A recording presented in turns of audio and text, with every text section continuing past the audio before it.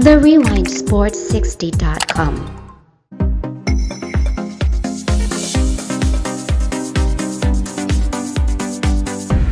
TheRewindSports60.com. Relax. Reset. Rejuvenate. Go to our link right now to restart your life. TheRewindSports60.com. What are you waiting for? Hope to see you soon. The Rewind Sports 60.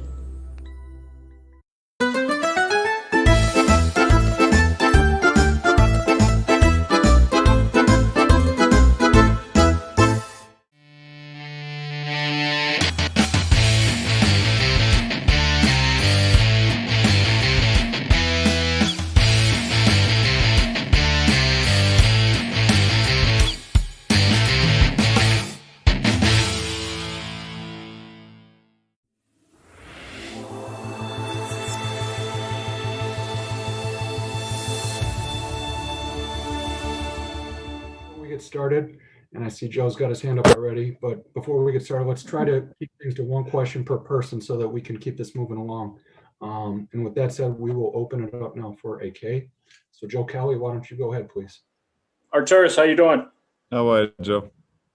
Good. Hey, so I mean, without getting into too much detail, but enough detail to kind of water our lips, could you at least explain to us how the Vukovic thing went down? Were you working on this for weeks? Because, you know, they were kind of playing bob and weave with him, you know, a month ago saying he's available and then saying he's untouchable. And all of a sudden you guys land him. So what was kind of the process of how this ended up going down? Well, I can tell you how we, you know, prepared. So we kind of 2 weeks out, we did a lot of kind of internal meetings and to kind of put down some ideas how we can make this team better. And that was main objective. By trade deadline or, you know, in free agency or in the draft, you make your team better. That was an opportunity to do so. And I think a lot of those ideas, when it gets closer, usually historically it happens around 48 hours before. And this was a little bit closer. So it was just continuous conversations, and you know, it has to do with the assets you have on your roster and the players that they like. And, you know, then we got some things that they did. And, you know, usually you don't get too many chances at all-star level players. And we were fortunate to get it done.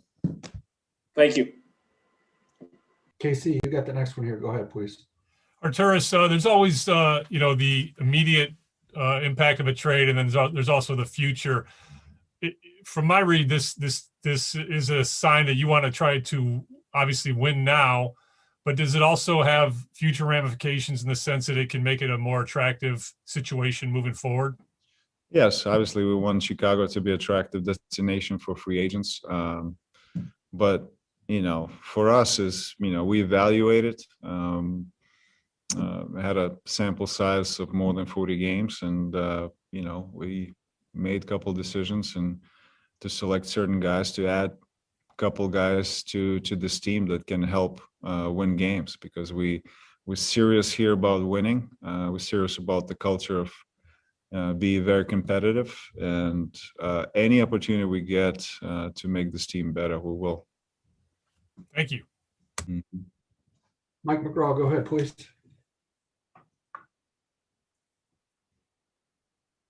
Mike, it looks like you're muted. Oh, okay.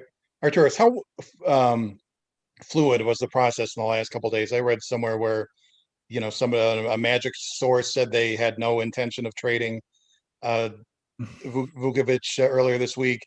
You know, you guys could well have been pursuing other people. Did you have to shift gears, change your strategies as this went along? Shifting gears happens, you know, it's every hour, every minute, leading to trade deadline. I think there were very cold conversations, and then it got warmer, and you know, we got to the point where we had enough to put in a deal that can make it done, you know, make this deal work. And yeah, I mean, with a couple of deals that we did today, I think they also are constructed in a matter of hours, minutes. Some are very quick, some slower developing. Usually the three-way deals are a little bit slower, but yeah. But like I said, this opportunity today was great. I think we improved our team today. Ownership was great. They supported us. They've been close to us during all this process, and I think at the end of the day, you don't get any opportunities. Like you can get. We have Zach now as an all-star, Nicole as an all-star. So any opportunities we get to make this team better, we took a chance today. All right, Darnell Mayberry, go ahead, please. Artūras, obviously you just mentioned that the main goal is to make the team better. But leading up to this, I mean, how much was the objective to get experienced players? You got two 30-year-olds and a 29-year-old. Was that the objective all along, or did that develop as the deadline approached? And then also, what does that say about the direction that you're building? I mean, for us, it's kind of like we've been waiting to see which direction you guys would head. And now to bring in such experienced guys, I mean, what does that say about the direction that you'd like to head as opposed to maybe building young with inexperience through the draft? Well, you obviously choose the right guys. You never target, okay, this is the age of the player that I'm targeting. I think, and like I said, all these opportunities that come randomly right at you. And, we got this opportunity, and regardless of your roster right now, these are the pieces that we added right now for this year and moving forward, without giving up, in our minds, without giving up too many assets. So I thought that we really improved today, and we have 29 games left. We're gonna make a push, and we'll see what happens the rest of the season. Thank you. All right, Jamal, you're up. Go ahead, please. Hey, what's up, Artūras? I have a question about Vucevic's fit with Zach, and just sort of what did you like about that? And did you think about sort of in terms of players that you're looking to acquire, not just him, you're looking at how they fit next to Zach? Do you think that's something? Because what does it say about sort of how do you view Zach and his place on this team? Well, correct. I mean, it's easy to put to add Nikola to the way we play, because, we put in the offense that is, free flowing, and there's a lot of ball movement and decision making. And he has, he can score in the low, he can score from a three. He's facilitator. I think one of the, the best, things that he can do is can facilitate shots for others as well, besides the fact that he's a 25-12 player. So we were, very excited. So it just kind of like, it's not eliminating a need for, guards constantly facilitating for bigs. Here in this situation, big can, facilitate shots and create offense for others as well. So he's going to make everybody's life much easier. All right, Cheryl Ray, you got the next one here. Go ahead. Hi, Artūras. How you doing? You addressed several needs, but what do you think about your point guard situation? Were you trying to address that too, or are you satisfied with who you have there? I mean, we're satisfied right now, who we have. Those guys been playing, pretty well. Like I said, we just last couple of games, the guys were a little bit uptight, and I can feel that, emotionally, leading to trade deadline. But I think like I said, getting even another additional facilitator on offense, like Nikola, it's going to make guard play much easier. So, I mean, how do you define point guard? who brings the ball up and just initiates the offense, right? So I think it's just going to make a little bit easier for everybody by getting facilitator like Nikola. So. All right, Eric Woodyard, go ahead here. Hey, what's up, Artūras? How you doing, man? What's going on? As you evaluate, up until this point, how do you see the team? And you talked a little bit about expectations going forward, but like, what's realistic expectations? Is it playoffs or what is it? I mean, I understand it's your first year. You guys are changing things up constantly, but just like with this move, what are the expectations moving forward? I don't know. The trades finalized an hour ago, so we can wrap our head around what we have, and we're very excited to what we have. We got better today, so for sure. And we try to win games. That's basically why we're in this business. And again, right from the beginning, from the time we got here, we said that we're trying to get back to relevancy, and today made it happen. So I think the expectations are always obviously winning and getting in the playoffs, and getting our team better. And we added, like I said, we added Nikola, we added Aminu, we added Javonte Green, Daniel Theis, we added Troy Brown. So there's a lot of kind of interesting pieces there, and has different attributes, each player. A lot of them I liked, we liked for a long time, and we're targeting in different situations, and now was a chance to acquire them, and we were really excited. And they bring different things to our roster. Some of them are younger and developing. Some of them are more defensively oriented players, and some can score the ball. So, like I said, I want to thank all the players that we, traded away. Obviously, OP, Wendell, Daniel, and Hutch, and and Luke, for contributions to Chicago Bulls organization, and we wish them well, whatever they are right now. So. All right, Andy Seligman, you're up. Go ahead. Yeah, hi, Artūras. What does this move, you think, say in general about your willingness to, to make bold trades going forward, and to be bold in free agency also? Well, it's for you probably to discuss, but I don't know. I'm trying to improve, we're trying to improve our team, so it's, there's certain situations and times during the season and during the year that you can do so. So it's free agency, it's trades, and it's draft. So that was an opportunity, and you don't get so many opportunities to improve with players like that. And I think we've done pretty well today, and I don't know. Thanks. Rob Schaefer, go ahead with the next one. Hey, Artūras. You've touched on this, but I wanted to ask about the supplemental moves too, for Theis, Troy Brown Jr., Aminu, and Javonte Green. Just for each of those guys, how do you see them fitting in terms of the way you guys play and the goals for the next 2 months of the season?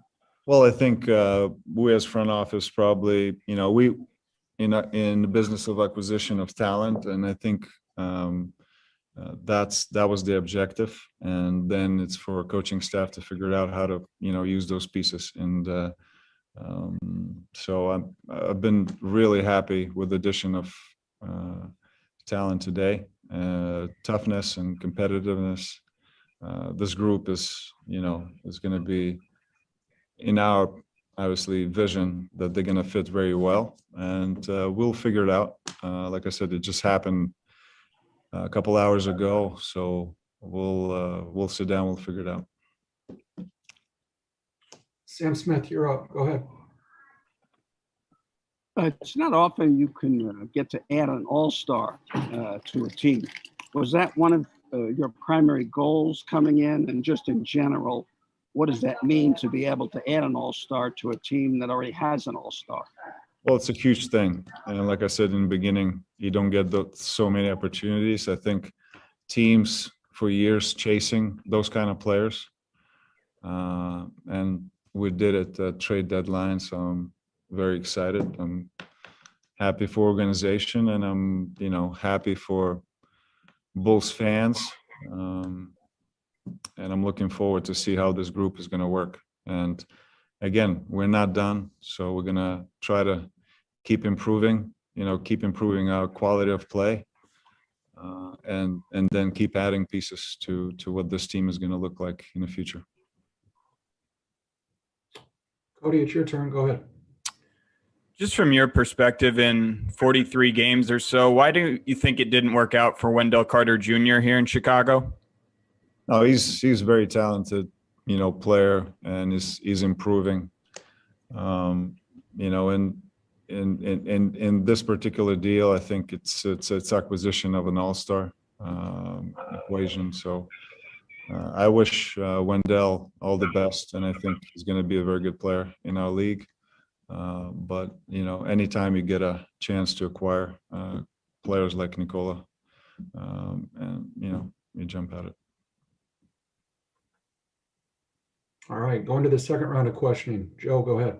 Hey, Artūras, you obviously have a pretty good feel of Euro players and what they are culturally, and how important is it to add a couple older Euro guys for a guy like Lowry, who at times it wasn't that he didn't fit in, but it just seemed he might have been different than some of the other guys, some of the younger guys, and what they do after games and stuff like that.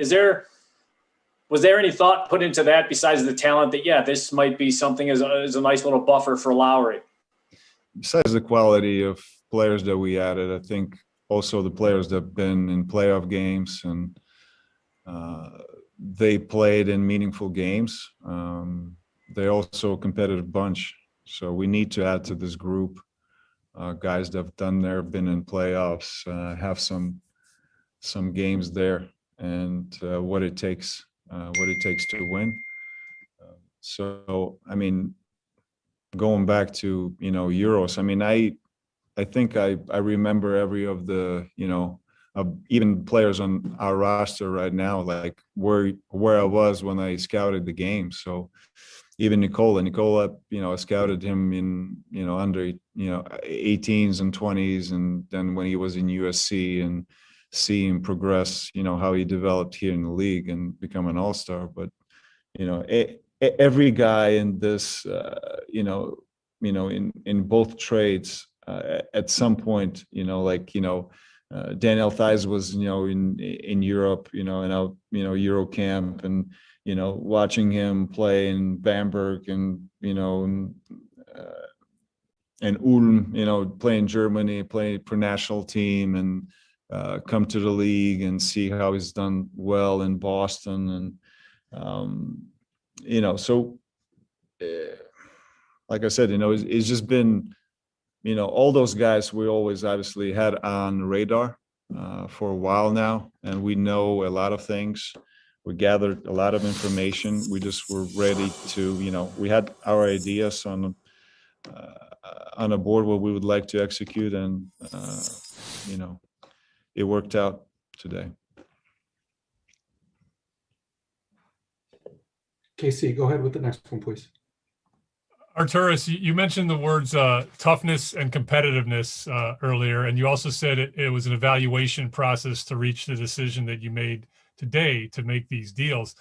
So in that evaluation process, did you feel you were lacking in those departments on your roster? No, I think moving forward, I think those are the things that probably have nothing to do with skill, right? So we just look for it, and a lot of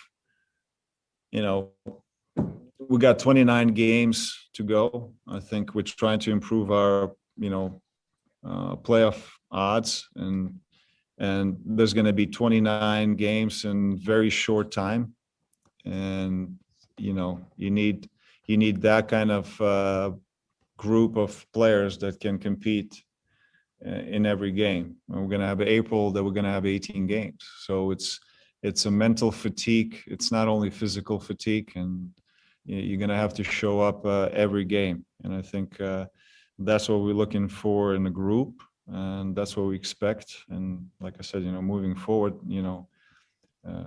development is important, but also, winning is important too. And sorry, PR, I'm going to break the rule because this is a yes or no question. So I have one quick follow-up. Were you confident that the 3-team deal was going to fall as a second domino when you made the first deal? Those deals are constructed, a lot of times it happens naturally, and certain, teams come in late. So it was natural development. You talk to one team, develop the concepts, and, usually in trades happens, they get what they want and we get what we want. And that's what happened. And then the third team got involved and we accomplished the same.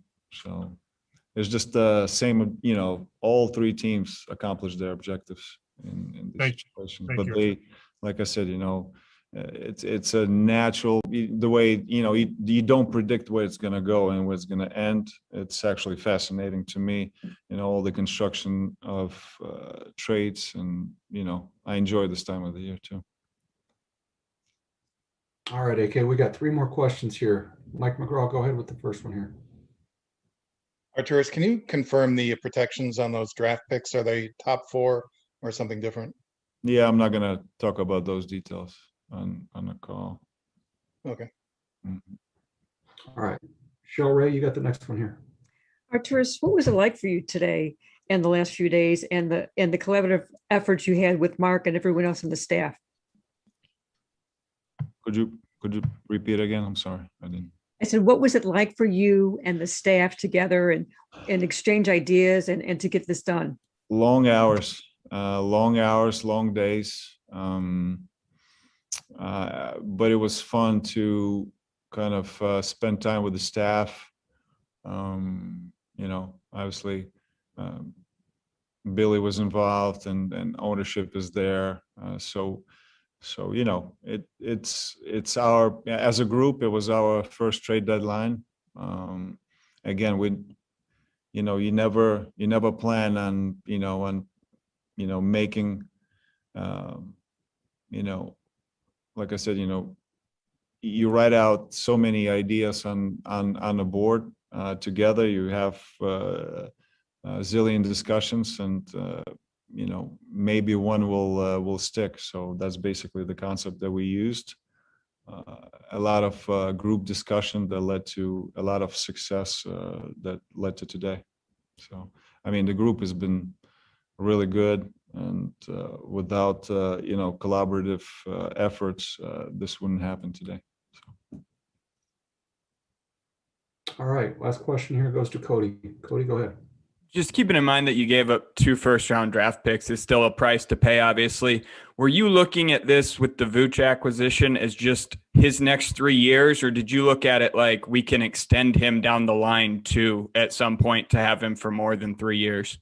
Well, we try to minimize the risk, and then with both things in mind, you definitely have to give up picks in acquisitions of that caliber players, but at the same time, moving forward, you hope that the player, obviously is very successful here with the team, and then you want to extend them later on. So I think with both things in mind. Thank you. Approached it. Yep. All right. AK, thank you for your time. That concludes the season availability. Folks, thank you, everybody.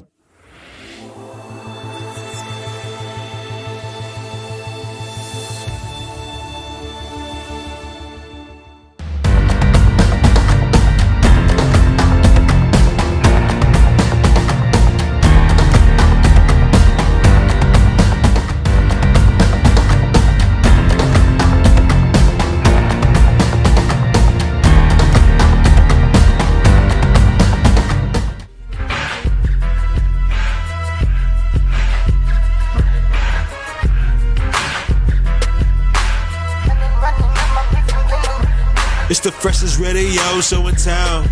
Feeling marvelous, I've been with Jerry Rouse. It's the freshest radio show in town.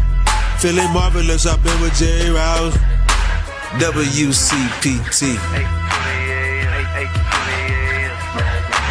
WCPT. This the coldest sports show. You were getting the hour from 6 p.m. to 7. Chillin' with Lauren Cox and the man Marvelous. Shout out to Mr. Rouse and the Italian style. You what sports is the only politic. WCPT. WCPT. It's the freshest radio show in town. Feeling marvelous, I've been with Jerry Rouse. It's the freshest radio show in town. Feeling marvelous, I've been with Jerry Rouse. Another fairy tale ride is underway for Loyola Chicago and head coach Porter Moser. On their way to the Sweet 16, and we've lost a number 1 seed for the first time in this tournament. First game of the second round. Where we came from, 10 years ago, to moving up into the Missouri Valley, and then, the last 6 years, and just I kept on saying, I go, I just feel like this has a high ceiling, and what you can do when you get a group of people believing. But to see the excitement, I was told this a lot when I took the job 10 years ago, and they said it's a pro town, and I said, I'm from here. I said, it's a sports town. It's a sports town. They love their sports. And watching the passionate fan base with Illinois and what they've done all year, it's great to see the programs here get excited about it, and to see Chicago get behind our team. They've embraced us for years now, and it means a lot. You want it to be relevant. You want to have the excitement. And basketball is very rich traditions in Chicago and the state of Illinois. And I thought today you saw 2 ranked teams go at it, and but it means a lot for Loyola, where we were to where we are now, and we're not done. So it means a lot. We're on a mission from God. Welcome, everyone, to another edition of the Rewind Sports 60. We're streaming live on Facebook, broadcasting from the world's famous illustrious studios of WCPT 820 AM in the beautiful, beautiful city of Chicago in the outstanding neighborhood of Jefferson Park. Ladies and gentlemen, this is another edition of the Rewind Sports 60, and the head coach for your Loyola Ramblers, Porter Moser, said it. This isn't a pro town. This is a sports town. Congratulations to the Rambling Ramblers moving on to the Sweet 16 in the March Madness NCAA tournament, ladies and gentlemen. And we are so deeply sorry for Illini Nation. This is March Madness, but for teams like the University of Illinois Fighting Illini, teams like the Ohio State Buckeyes, teams like Texas, the Longhorns, and many other, it's better known as March Sadness. This is the fastest hour in sports conversation. Our number here is 773-763-9278, 773-763-WCPT, Jerry Riles. And let's go to our esteemed panel, ladies and gentlemen. You love her. She's fantastic. She's outstanding. She's dynamic. She's beautiful. Witty. She's intelligent. And she can do some sideline reporting as well. Ladies and gentlemen, she's the co-host of the Rewind Sports 60 here in studio. She's the one and the only. She's Lauren Cox. What's up, Lauren? How are you? Well, she's disappointed today because you know what I said. I said my biggest nightmare would be if these two teams would have to play each other. And lo and behold, my biggest nightmare came true today. But it was an interesting game. Can't wait to get into it. But March Madness has been fun and a great relief while we're going through this worldwide pandemic. Yeah, I mean, March Madness, thank goodness. And unfortunately, there's one team for sure, but maybe there are a couple other teams that had to bail out because of the virus. But ladies and gentlemen, he's not over at Wrigley Field. Not quite yet. He may be one of those 82, 83, 8500 people over at the friendly confines when baseball regular season starts. He's not over at guaranteed rate to see the future. World Series champion Chicago White Sox. Ladies and gentlemen, he's not even at the United Center to watch the Bulls take on the Detroit Pistons tonight over there on West Madison Street, or the Blackhawks. He's not even over at Wintrust Arena to watch the DePaul Blue Demons, who are looking for a head basketball coach. He's in the studios. You love him. He's the marvelous one. He's Dan Marver. What's up, Marver? How are you? Fine, Jerry. How are you? I'm doing good, for the most part. Hey. Well, the final score was Loyola 71, Illinois 58. They led wire to wire. And you heard from Jim Nance and Porter Moser. Who was the third one? Was that Courtesy CBS. Yeah, was that Sister Jean was the last one? Sister Jean! Yes. 101 years of age. Yeah, she was in the building. I have to really say that what Porter Moser's game plan and the execution of it was unbelievable. Oh, I thought that at the post they would have be different scenario. I don't think the Crutwood would be able to do as well as he did.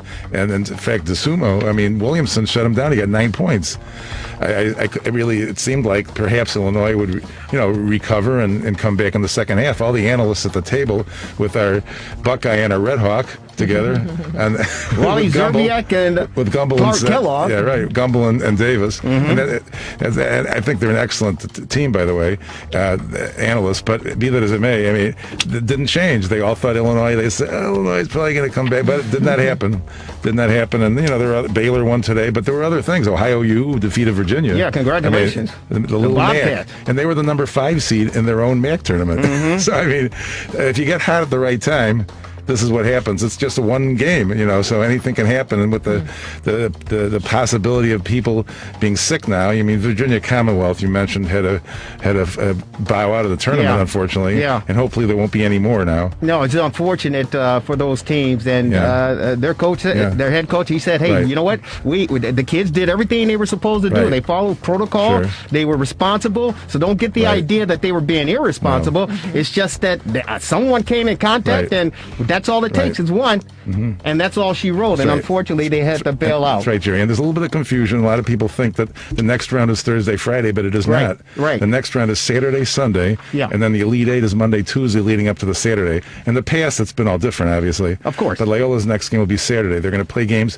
a doubleheader on CBS at 1, and then at night at 6 o'clock on TBS. So they'll be in one of those windows on next week. And I actually like the format that's laid out now, because we have games tomorrow and Monday. Right. As a matter of fact, right. yeah. So I actually like it that way. Sure. For the simple fact that we're kind of like in limbo. Of course, we have pro sports. We talked about the Bulls, the Blackhawks, and National Hockey League is going on. But on a Monday night, we don't have Monday Night Football, and the Bachelor is over with, so there's nothing to watch there. So we get an opportunity, Lauren, to watch some college basketball. So I actually do like the format. The unfortunate and disappointing thing regarding this tournament, the Big Ten teams. Oh yeah. We're supposed to be the big house, the power, the big conference. We just kick everybody in the ass. We get 9 teams in there, and then what happens? The rest of the country said, "Oh, you know what? We can play basketball too." Iowa's still alive, Maryland and Rutgers, but Michigan, but that's about it. Yeah, it's ridiculous, and of course it started with Michigan State, the play-in game on the Thursday night, and Coach Tom Izzo. That was a buzz all around social media. Well, he's pulling his star player more as they go into the tunnel at halftime, and there were two different sides to this story, Lauren. I'm watching, was it a TBS with Kenny, Ernie, and Chuckles, and Charles Barkley is like, hey, you know what? That's basketball. You don't walk away from your parents. You don't walk away from your coach. Kenny Smith is like, hey, wait a minute. You don't grab a kid like that. You're not allowed to be pulling on a kid's jersey like that and pointing that finger and yelling at him. Unless you're Ditkler or Knight. Exactly. So there are two sides to this coin, and I think old school athletes, old school sports fans, they side with what Charles Barkley said, hey, you respect your parents, you respect your coaches, and you don't walk away. You don't ignore them. But new school, I think, they say, hey, wait a minute. You can't grab me. You can't touch me. But that's Tom Izzo's style, if you've been watching Michigan State basketball. What do you take from that, Lauren Cox? You know, I think it's interesting because I don't know if you guys know, like the gospel singer Kirk Franklin. Yes. He cursed his 33-year-old son out, and his son posted it. And I saw it on Tamara Hall's show. Absolutely. I love you, Tamara. We miss you here in Chicago. Come back. We miss you, girl. And so, that was the debate. These adult children, and, sometimes your adult children make you mad and you want to just go off on them. And, it's totally inappropriate. No way in the world should these times are different. Times are different. I don't whoop my son like I got whooped. I mean, it's just different, this is where we are now. And so you have to adapt to the changes. You can't go around doing those things that we used to do. Times are different. These kids are totally different. What do you think, Marvelous? Well, I mean, I saw it live, and I said, okay, well, it will probably be a big deal. I mean, Izzo was interviewed and said it was just a little disagreement. Yeah. So you don't put your hands on nobody. Yeah. Obviously, as they went into halftime, and the studio obviously went berserk, and in the locker room. Yeah. I mean, it's just I think that he probably crossed the line a bit, and it's because of television and everything else, it magnifies it. Oh yeah. So what do you say as far as the athlete was concerned to walk away, and when his coach is trying to get his head straight, right, going into the locker room? Sure. How do you respond to that? I mean, as a parent, which I am sort of a coach, I mean, you don't walk away from me. I feel him because that disrespect, sometimes it lands a certain way. And, you got all the heightened pressure of this game and just everything that's going on. Everybody is kind of losing their minds a bit with the pandemic. You got to be careful. You just you can't pop off like you usually do. So I definitely am. I mean, Draymond Green said that's what winning looks like. And then a former player, Brandon Wood, said it was one of the parts of Izzo's coaching style he respected the most. That situation going into the tunnel was nothing. He allows his players to challenge him, and he's coming right back at you. I bet he was hype after all that. See? Yeah, I was on Tom Izzo's side for this one. I was totally on his side for this one. And I like the analogy when you talk about Charles Barkley said it. And I'm sorry I didn't pull that soundbite, but it's two things. You don't walk away from your parents. You don't disrespect, and you talked about Kirk Franklin and his 33-year-old son. You don't disrespect your parents that way. You just literally don't do that. You're absolutely right. Times have changed, because back in the day, you get your brains beat in.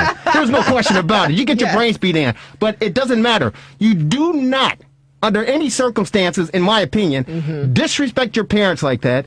And when you're playing at a collegiate level, at a major program such as Michigan State with Tom Izzo, when he goes into the living room of these athletes to recruit them, he tells the parents, and most of the parents know how he is. Sure. He tells them, hey, this is how we run our program. Absolutely. I'm going to run it with a stern fist. I'm going to run it the same way you would run your house. There's going to be discipline. There's going to be structure, and there's going to be a pecking order. And the parents, they sign off on it, because at the end of the day, he gets results. Absolutely. Either you're going to get your degree. You're going to graduate one way or the other. You're either going to go to the NBA and make a ton of money, or you're going to go into the workforce and get yourself a nice gig and be a responsible citizen in this country that we live in. Absolutely. So when he sits down in their living room, he tells the parents, and hey, listen, I'm an extension of you. And the parents say, you know what? If you got to kick his ass, kick his ass. And so Tom Izzo said, oh, you know what? I'm going to kick your ass. Well, you can, I don't care what the circumstances call for.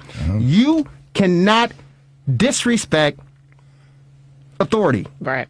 You can. You shouldn't disrespect authority. And if their parents, if his parents say, hey, you know what, Tom, do what you got to do to whip my boy into shape. They do it in the military. You have boot camp. They kicking your ass there. I don't hear anybody say, hey, you can't talk to my kid that way. You can't do that. It's not on national TV. But the point is, there are bigger stakes out there, right? Yeah. And these kids are in school, 18, 19, 20 years of age, maturing to become young adults and be responsible citizens in the society that we live in. Yeah. And you're right, Lauren. It's a new day. It's a new age. But it doesn't mean that kids should be able to run all over their parents and run all over the authority figures. Because you wouldn't let it happen in the classroom. What if he did it to his professor? I ain't giving you my homework. I don't need to do that. It's not going to happen. You can't do it. Exactly. Well, you know, if you heard the press conference, he said, you guys are beautiful. He missed a play, and I told him. He walked away, and I told him to come back. We went through this a couple years ago. A game like that, that's the question you're going to ask me? I guess I'll answer it because the media has the right to answer whatever question. It was a normal nothing. It's just that this day and age, everything is something. It was over a miss switch that we had talked about. Yeah, and that's the disappointing thing with me. I was at home sitting on my couch in the Hall of Fame room watching this thing, and I clearly knew that the kid missed an assignment. Yeah, I said he missed an assignment, and my wife is not a big Tom Izzo fan based on things that have happened over the years watching it, right? She's an Illini fan, and again, Illini Nation, we're sorry for what happened, but she's like, he shouldn't be able to do that. I go, we know who Tom Izzo is, and we know what he's all about. I said, but the reason he's getting into this guy's grill is the fact that it was the end of the first half, and he blew an assignment, and this is something twofold. It gives the opposition momentum going into the locker room, but it also sends an indication to the team, Michigan State, to say, hey, you know what? We blew something, and we gave up something that can come back and haunt us in the second half. Hence, you go into the locker room to make the adjustments. Unfortunately, that, I think, triggered and carried over into the second half. Sure. Hence, that's why. And there was another skirmish on the bench for Michigan State as well. So there was already a lot of chaotic nonsense going on. And Lauren, you hit it right then and there. Partly, probably due. And we predicted this with Coach Dave Weber last week. Tensions are running high. Oh, yeah. This COVID is really getting people acting cuckoo. And it Their caught up to kids? Michigan State. Oh, it caught up to Michigan State. Yeah, absolutely. I mean, everything is heightened. Everything is compounded. Things are totally exacerbated. They've been in the bubble, away from their parents. Yeah. These kids are going through a lot, and so. I mean, Michigan State sneaked in there ahead of Louisville. I mean, I didn't think they were going to even get in the tournament. Sure, I know. Right, So, right. it's to be expected. It's unfortunate, but this gentleman, we love him, and he's a friend of the program, and we appreciate him taking some time to join us on the Rewind Sports 60 on this celebratory Sunday afternoon for the Loyola Ramblers, advancing again to the Sweet 16, but leaving a bitter, sour taste in the mouths of Illini Nation. He's a longtime scribe in the greatest city in the world, out of course, Chicago, Illinois, writing for I can't even remember, Chicago Sun-Times. He is a friend of the program, and one reason we reached out to have him on short notice is the fact that he's got a book out regarding the Loyola Ramblers and their first run toward a national championship in 2018. And who knows? They're going to try to go even further in this year, ladies and gentlemen. He's on our TRS60 hotline. He's the great Fred Mitchell. Fred, how are you? I'm doing great, Jerry. How are you? Hey, man, I think as far as I got on two hats. I got on the Big Ten Illini hat, which I threw over in the corner, and I got on the Loyola Ramblers hat, Fred Mitchell. They're doing it again, my good friend. They are doing it again. Your thoughts on the victory of the Ramblers knocking off a very, very tough Fighting Illini basketball team? Well, I think Loyola surprised a lot of people because we had heard so much about Illinois and being a top seed and the potential national champion. The Illini certainly were favored, but Loyola controlled the tempo, controlled the boards throughout, showed a lot of poise, great teamwork, and really deserved to win the game, frankly. Yeah, they certainly deserved to win the game, and we heard the comments of Porter Moser opening up the show. And the interesting thing that I found regarding the game plan for the Loyola Ramblers, first of all, the scouting report, they did a heck of a job. They did a heck of a job, and the fact that Porter Moser got his boys mentally focused to take on this very, very talented, deep Fighting Illini team, they came out slugging, and they never relented on that approach. And it was a clinic. It was a clinic put on by the Loyola Ramblers. And one reason I say that, Fred, is the fact that, again, with the scouting, but they matched up very well with this Illini basketball team. Did you feel that as well? I did, and one of the sometimes underrated, underestimated quality of a winning team is defense. And Loyola really tightened the screws defensively, both in the back court and the front court, and caused Illinois a lot of problems in getting organized offensively. So that's the one thing that Porter Moser has always preached. And whether you're making your shots offensively or not, good, solid, aggressive defense can take you a long way. And today Loyola had both things going for them: the great defense, and they were hitting their shots as well. So they really caused Illinois a lot of problems in getting started in their offense, and a lot of turnovers, and Loyola controlled the rhythm of the game, and that's one of the things that they pride themselves on throughout the year. It's like you're going to play to our tempo, and whether you like it or not, and that really caused Illinois some problems today.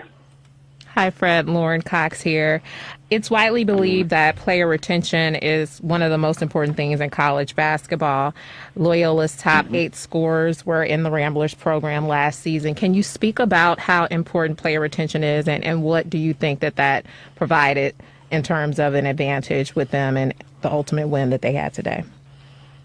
Yeah, it's a good point. And I was thinking about the same thing a little while ago, how important the fact that Loyola has, a guy like Cameron Krutwig, who's been in the program all 4 years. He experienced the Final Four season as a freshman and has had that experience throughout. I think in college basketball more and more, where you see some of these so-called upsets involve teams that have had players playing together for 4 years and show a lot of poise and knowledge of the system that the coach is trying to teach them. So I think that's a big factor for a school and a program like Loyola. And I know Porter Moser always talks about creating a culture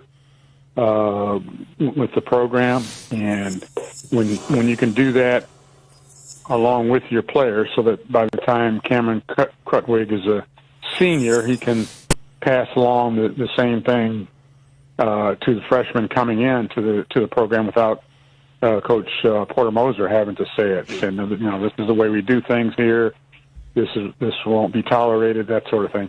So yeah, that's a big factor especially for a school like Loyola that doesn't have a lot of one and done or two and done to the NBA type players. Hey Fred, this is Dan in the studio here. How are you? I'm great, Dan. Very good. So I'm a little confused about one thing. Krutwig and Williamson are seniors. Is it, to your knowledge, is it true that because of COVID they're allowed to come back next year and play another year? I'm not clear on that either. They may have an option, but I hesitate to say it because I don't know, and it's kind of a fluid situation. But it would be interesting to find that out. I'm sure it'll come up. Yeah, because obviously, when the teams are losing, Gumbel and others are saying how sad their careers are over. So that's why I was a little confused myself. But Porter Moser, he's had opportunities like at St. John's, and he'll have more opportunities to leave there. Do you think? I mean, he looks like the kind of guy that might want to hang at Loyola for until retirement. Honestly, what do you think? Yeah, I think the one thing I remember him telling me a couple of years ago was that you don't run away from happiness. So he's happy at Loyola. They're paying him well. They're not paying him so-called crazy money at some of their bigger schools that are paying their coaches. But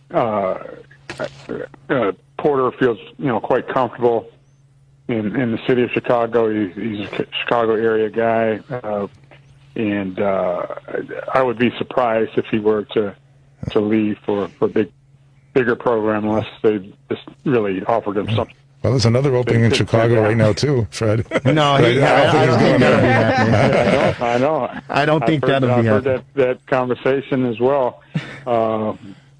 Yeah, I can't speak for Porter, and I know that he'll be courted, and people will ask at various schools, particularly after another run, however far this might take him, and frankly, he'd be smart to listen. If somebody wanted to make him an offer, and at the very least, Loyola can say, well, maybe we can't match it, but we'll bump you up even further in pay to convince you to stay. So I know it was a big deal for him a couple of years ago to have a new practice facility, which they do have now. So he feels that Loyola's on a par with bigger schools in terms of their practice facilities. And other than that, I don't know if he's of a mind to say he's going to be chasing more dollars or what's the most important thing in his life. We know that there could be a lot of pressure put on coaches who are making those bigger salaries, and the patience is not as long as it could be in some places. So he's got to consider that as well. So I think he feels comfortable at Loyola. He's obviously had some success. I remember covering him when I was at the Chicago Tribune in his first couple of years, and they were struggling, and he kept, saying the same basic things that he's saying now as far as building a winning culture and recruiting players from winning programs. Those words kind of rang hollow at the time when they were struggling to win games. But in 2018, I was happy for him and to see the fruition of a lot of hard work, and now to see what's happening again this year is great, and I'm sure that helps recruiting. Nothing is better than winning as far as attracting top talent to your program. We're on with the great Fred Mitchell. We appreciate you, longtime award-winning journalist, sports reporter, sports columnist, and I said Chicago Sun-Times, so my apologies. Chicago Tribune, a lifetime of Chicago. I want you to know that for sure. But Fred Mitchell joining us for a brief moment on the Rewind Sports 60 to celebrate the Loyola Ramblers' upset victory over the Fighting Illini of Illinois, 71-58, to advance to the Sweet 16 for the second time since 2018. And it's interesting, Fred, before we let you go, I had the great, my good friend, Mark Carmen, old stomping grounds at some of the other sports stations here in town. And back in 2018, we had him on the Rewind Sports 60 over at Serenello's in Wheeling, and we were talking about the Loyola Ramblers. And I asked him, I said, Mark, do you think that this is just like a flash in the pan or, just a one-time deal for this team? And he said, yeah. He goes, you won't see Loyola changing their culture and their atmosphere and being a contender year in and year out. I go, I don't know. Like you said, Porter Moser said, hey, I want to build something here. And here we are in 2021. And again, they're making some waves. Now, they got to take on the winner of, Oregon State and Oklahoma State, which, it might be challenging as well. But I think the fact that they were able to game plan against Brad Underwood, and again, congratulations to the outstanding job that program put together and the excitement they put together for their fan base in the Big Ten. But if Porter can instill in these guys to, stick to the plan and play outstanding defense and convert offensively, I mean, there's a big chance that they can, again, possibly, it's the March Madness, they can advance to the Final Four again, don't you think? I think so. I mean, this team is arguably better man for man and depth wise than the 2018 team was, I think. So because of that depth and how they can bring guys in off the bench and hit 3-pointers, I think they're much more difficult to predict as far as what they're going to do. Like you said, Porter Moser's done a tremendous job of preparing the players, and there are enough veteran players, seniors, upperclassmen, who are sort of like coaches on the court, and you don't see them beating themselves too often. You don't see them turning the ball over a lot, making poor decisions, and that's all you can ask for as a coach. A coach can't go out there and execute plays, but he can emphasize the importance of good, crisp passing and moving, to the ball, helping out on defense, putting pressure, all those things are hustle plays. That's what they do for the entire part of the game, and I kind of think that they have enjoyed the role of the sort of the underdog. Mm-hmm.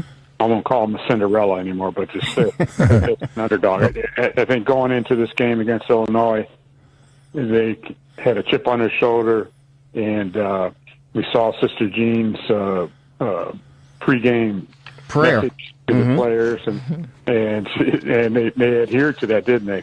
She said, "Let's get on top of Illinois early, make them nervous," and she had a few other details in there as well. So that's exactly what they did. There were some times during this regular season where Loyola would start out slowly and then finally pick it up at the end. But if they get off to a good start, they're really, really tough to beat. Yeah, in her prayer, Fred, I think she was quoting the shooting statistics, the 3-point shooting statistics. Imagine they had one day to prepare for this. Now they have 5 days to prepare for the next game. Amazing. Yeah. Real quick, she said, she's a special person. She has always texted each one of the players and the coaches after every game, whether it's a win or a loss. Wow. Words of encouragement, go get them next time, whatever. She is really connected to the team, in a practical way as well as spiritually. Fred, and speaking of their talent, some people are saying that they didn't think that the Ramblers were really an 8th seed, and some people are saying that there could be a committee failure on this one. What are your thoughts on their 8th seed in the first place? Yeah, that's a good point, and that's always a question every year, and it had to have been even more difficult for the committee this year with the COVID restrictions and things of that sort to get it right. So every year there's 2 or 3 upsets, and we've seen several already, right? With Ohio State losing, Purdue, Virginia, on and on. Yeah. It's just the defending champs. Well, you talk about the Cinderella, Abilene Christian knocking off Texas. They're the Cinderella. Yeah. Yes. So you have a lot of that, and it makes you wonder, did the committee get the seating right, or are these truly wild upsets? So I think overall, I think you can say there's greater parity in college basketball than ever before, and that's a good thing for the sport. It can be frustrating for some fans trying to fill out their brackets, but truly, almost anybody can beat anybody throughout the tournament. Well, it's going to be interesting to see. Hey, Fred, before we let you go, and again, we appreciate your precious time on this Sunday during March Madness, March Sadness for those who have lost. Most recent, the Fighting Illini of Illinois and Illini Nation. You got a book out. You wrote this book regarding the Cinderella story in 2018 for the Loyola Ramblers. Can you tell our listeners where they can pick up the book, where they can find it? Okay, thank you. Yeah, it's called The History of Loyola Basketball, More Than a Shot and a Prayer.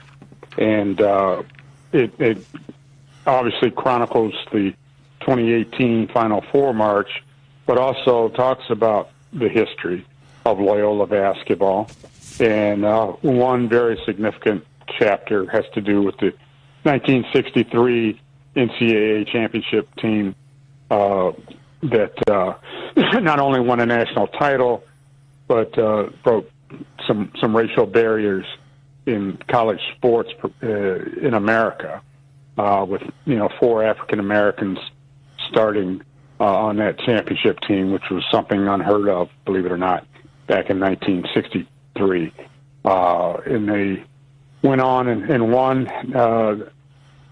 despite a lot of challenges, shall we say, throughout that year.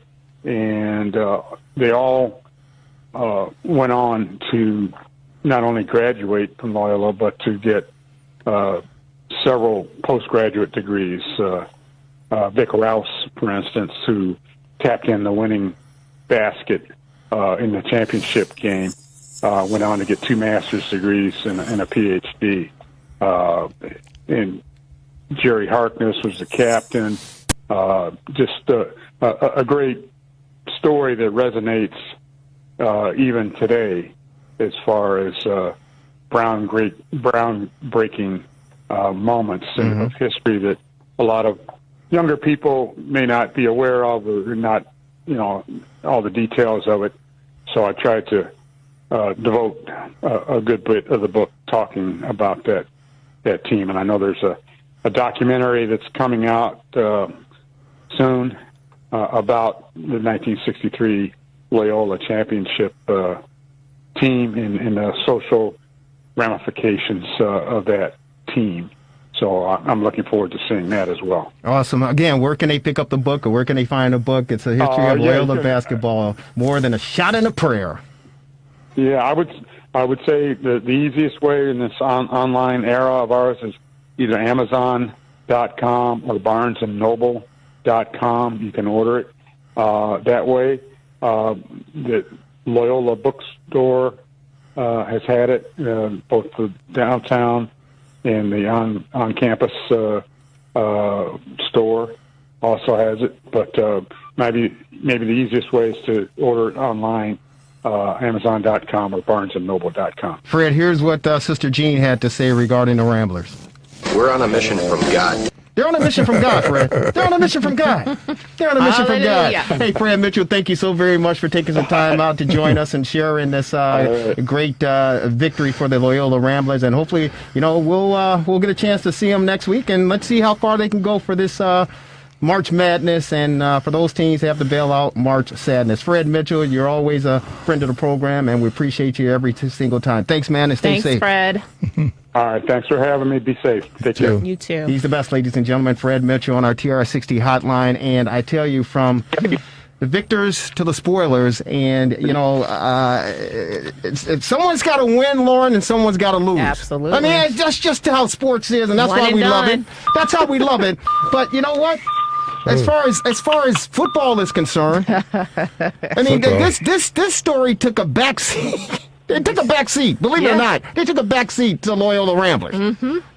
Thank God the Loyola Ramblers were able to, and again, I'm sorry, Illini Nation, but this story, Lauren, I had to text you this week. I texted you guys this week because Bruce Heron on our TR60 hotline. Bruce, I had to text everybody because when I heard the announcement, I got a notification on my phone. I swear to you, I almost went on the top of my roof and did a somersault to land on my neck because I couldn't believe that they did this. Ladies and gentlemen, on our TR60 hotline, you love him. He's a friend of the program. He's number 51 in your program. He's number 1 in our hearts. Former outside linebacker for your Chicago Bears, Bruce Heron, our TR60 NFL analyst, joining us on this TR60 Sunday to talk Bear football. And Bruce, help me. Say we're just dreaming, and I'm going to wake up in a second. Tell me we're just dreaming. The Bears did not just sign Andy Dalton as a starting quarterback for our 2021 football team. Say it ain't so, Bruce. Say it ain't so. I can't tell you it ain't so, man. I'm in a position now, Jerry, where it is soaked in for a number of days, and I still don't believe it that out of all of the quarterbacks that were available, this is what we got. But there's got to be a reason for it. It does. And, I don't understand it. I don't understand it, but they saw something in Andy Dalton doing his 1 year stint with the Cowboys that they believe that he can take them to the promised land. Where's the promised land, though? They going to a different promised land because it's not the one that everybody else is going to. I know, man. I know. I just, I was a little dumbfounded when that happened. Let me tell you something. Social media here in Chicago blew up. Yes, they did. Blew up. Yes, they did. Can you blame it blew up. It was unbelievable. Michael Wilbon on Pardon the Interruption went off. Stephen A. Smith was like, "What the?" Everybody, Mike Greenberg on Get Up. Everybody, because no one understood this, Lauren. Unloaded. How about nobody understood it, Lauren? Absolutely. Hey, Bruce, Lauren here. So, hey, Lauren, how you doing? Not too good, as you can imagine. You know, when we interviewed George back in January, I asked him a question about, you know, the quarterback. You know, what does the future hold for our quarterback? And nowhere on earth did I think that Andy Dalton would be anywhere in the conversation and let alone be the quarterback. I know, man. And then they also let go of Fuller and just a number of, and they're saying possibly they're going to get rid of Hicks as well. So I want to ask you, what do you think the implications are in terms of Nagy and Pace? Because they're sealing their deal on Andy Dalton, essentially. What take us in their minds right now? Because, you know, we talked to George. We kind of got our own idea of what ownership is thinking. But, you know, these guys, their jobs are on the line. What do you think that they think about Andy Dalton as their quarterback? You know, I don't know. I really don't know. I've searched high and low to come up with an explanation with all of the guys that were available, and Andy Dalton is the chosen one. I really don't know, but I can tell you this much: they have got to be thinking that the quarterback of the future is in the draft, and that's what they're going after. And, but they did that, 4 years ago, and we still came up in it. And, so, you know, I don't know, man. And, you know, and when Russell Wilson's name and Deshaun Watson's name were tossed around, and that the amount of capital that would have to be given up in order to get one of those guys, that wouldn't have been a smart move either. But then not only the quarterback situation, it's we got Akeem Hicks that, you know, you're talking about giving him the green light to go out and seek a trade. Mm-hmm. How's Akeem Hicks going to go out and seek a trade? No. Jesus Christ! I don't understand when you say that. That's just loud talk. They lost Kyle Fuller. Yeah. Yeah, and let Kyle Fuller. And we still got Jimmy Graham. Well, see, I kind of understand. I kind of understand the Kyle Fuller move because, again, you talked about the salary cap. It's set at 182 million. So they had to make room. I understand that, and we they still feel got Jimmy Graham though. Well, I don't. Take that well, off the cap. Jimmy Graham is kind of like a coach on the field for our boy Cole Kmet. He's like a coach on the field for Cole Kmet at the tight end position, and that's an area where the Bears have been struggling. But for $10 million, though? No, I kind of see that. I get it. But the Bears, they're banking on these young kids that they acquired last year, right? And who showed some promise. And they're saying, based on the money that we have, these are the things we have to do. And, you know, Kyle Fuller, I guess he got picked up by the Denver Broncos for a 1-year deal. So I understand making room for the cap space.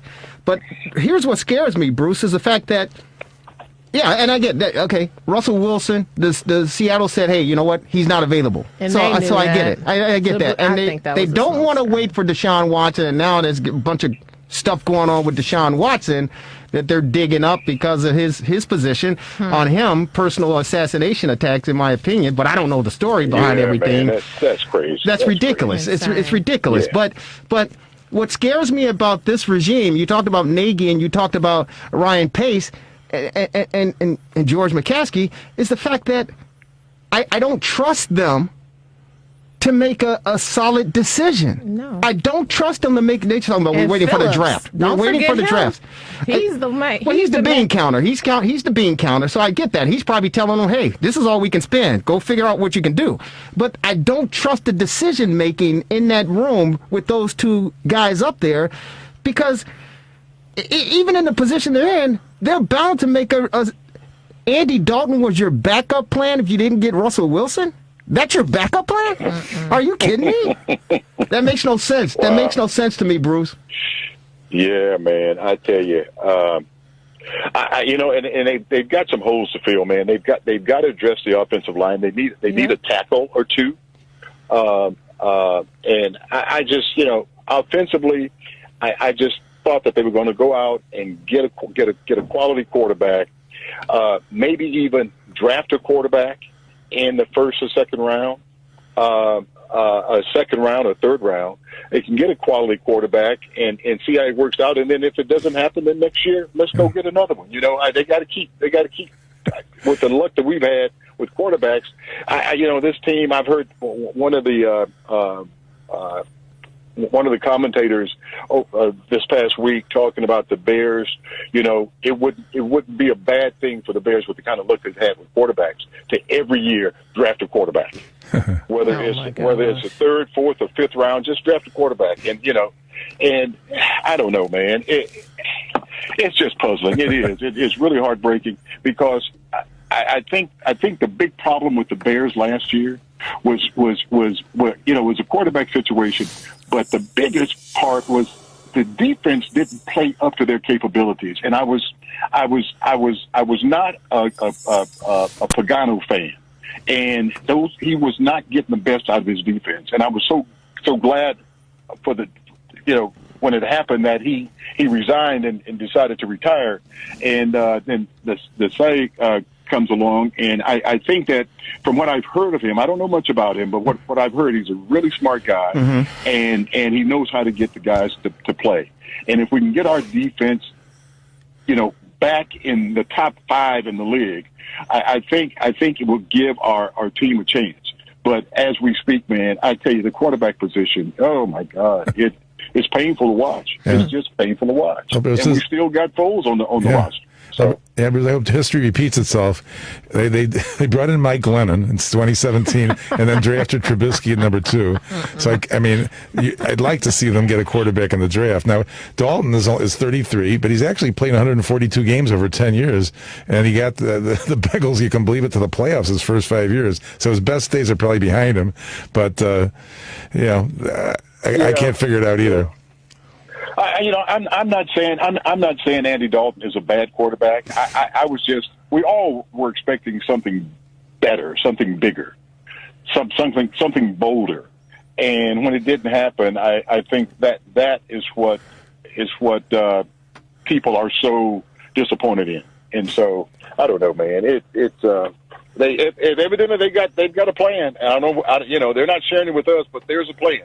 So there's got to be a plan. Yeah, I mean they do have a plan, but again, I say it's not the right plan. And again, if you telling us that you're going after Russell Wilson, you're saying you're pursuing Russell Wilson, and then Seattle pursuit, and then Lauren, then Seattle goes, well, you know what, we're not going to trade him. Then you go, okay, you're not going to trade him, okay. Let's get Andy Dalton. If that's your backup plan, that's a bad plan. That's a bad plan. That's like me saying, okay, I want a Lamborghini. I'm getting that Lamborghini. Well, sir, the Lamborghini is gone. Okay, well, can I have that Volkswagen over there?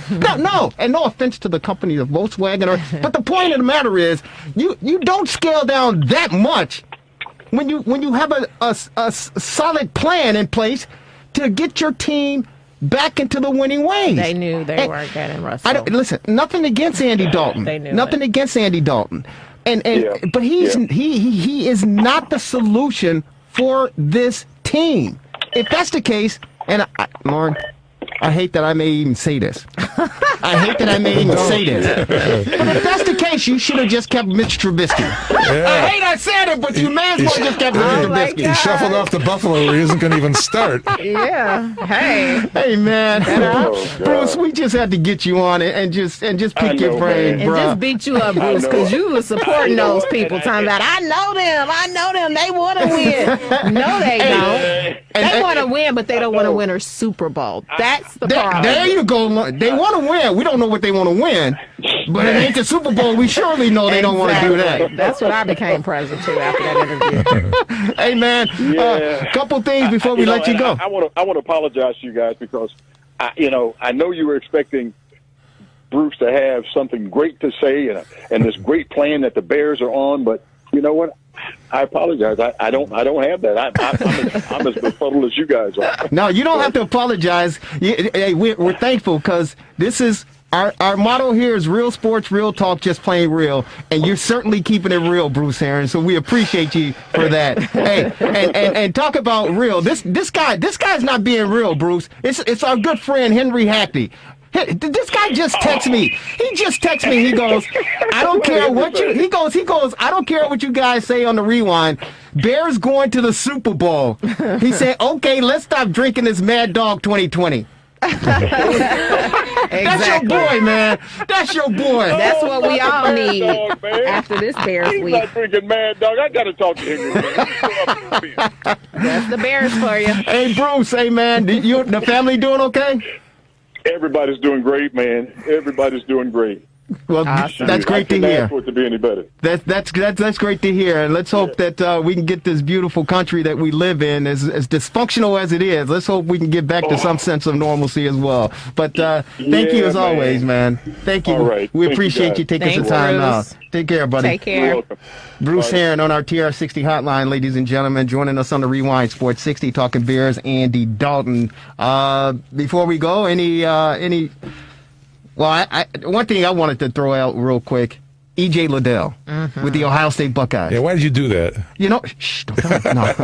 Lauren, your thoughts on that? It death was threat. sad. He and when he sent the tweet out, my heart ached for him because you could just tell how he was disturbed by those comments that he received. And he basically sent out a tweet.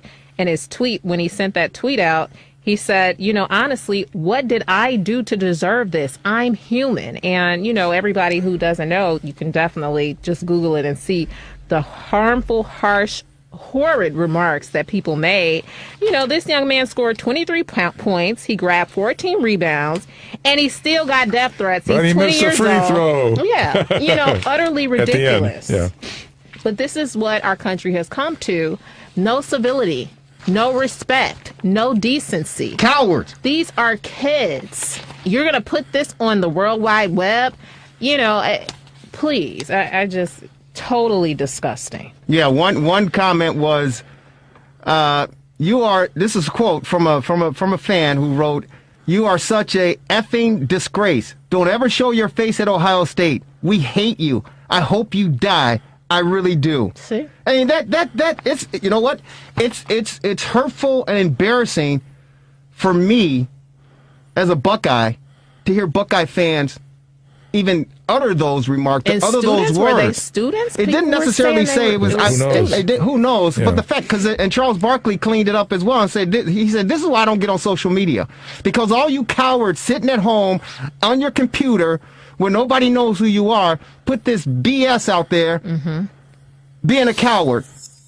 I'm not going to subject myself to that behavior, and this it's ridiculous. And you said 20 years old, and this kid trying to get an education and trying to better his life, and he's got hey, it's crazy times. Now, some people were saying that the gambling aspect of it, this comes into play in terms of people I heard that too. they're not feeling the loss like a normal fan would. Well, that's your problem. I heard that too. And here's the thing. Io DeSumo, he only had 9 points in this game against Loyola. I heard the rumblings that with E.J. Liddell and Io, that maybe because of the gambling, I'm not saying that. Right. And that they did something. That something through the game. Yeah. because Io had 6 turnovers in the game against the Loyola Ramblers. They played stellar defense against them, but you wearing that mask and you say, hey, is he the Black Mamba or he the Mask Mamba or whatever? What do you call himself? Whatever the case he called himself, he didn't step up. Any closing thoughts before we get out of here? Yeah, I mean, one final thought on Loyola. It's amazing. The thing to me is, I mean, there's only been one other tournament since they were in the Final Four. So it seems like just yesterday. They play an arena that doesn't even have 5,000 people, and they're not even on local radio. I mean, it's an amazing story. I mean, it's unbelievable. Yeah. And Porter Moser said, hey, listen, this isn't a pro town. This is a sports town. Absolutely. God bless them. Congratulations to the Ramblers as they move on to the Sweet And 16. they'll be in the Elite Eight by next week if all goes well. Hopefully. Thanks to our guest, Fred Mitchell, the great award-winning sports journalist, writer, columnist, joining us on the Rewind Sports 60, and former Bear linebacker. Of course, Bruce Heron. Thanks to you guys, Lauren Cox, and of course the marvelous one, Dan Marver, and our fantastic producer, Devin Tingle. It's been another edition of the Rewind Sports 60. Folks, have a great rest of your Sunday. Enjoy the week, and we'll see you next time right here at WCPT 820 AM.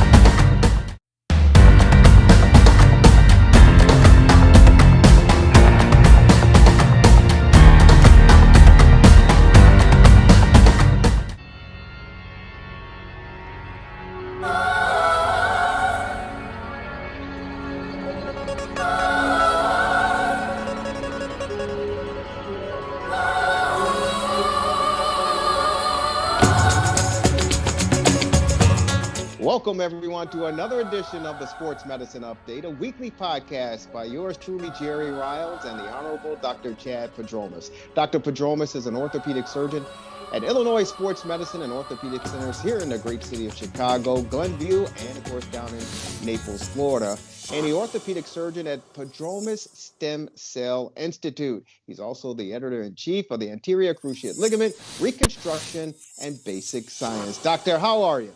Doing great, Jerry. How about you?